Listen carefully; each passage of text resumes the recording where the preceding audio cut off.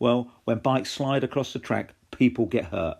Now, this first clip, British Superbikes, Alton Park, coming into Druids very fast. You can see how fast the bikes travel across the grass, starts flipping and turning, and then unfortunately goes across the track. But fortunately, in this case, the riders managed to avoid it. If they hit it, it would have been a very serious accident.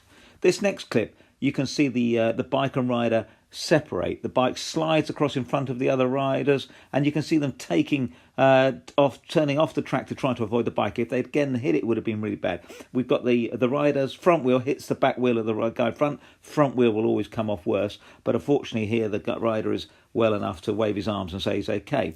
Next, start of a race, really difficult because a lot of the riders are unsighted, and we end up with carnage. We end up with riders hitting bikes and bodies and all over the place. You can see from this next angle, you can see how bad this is, that they really do go down, and unfortunately people weren't badly hurt here, but needless to say, quite a nasty looking accident.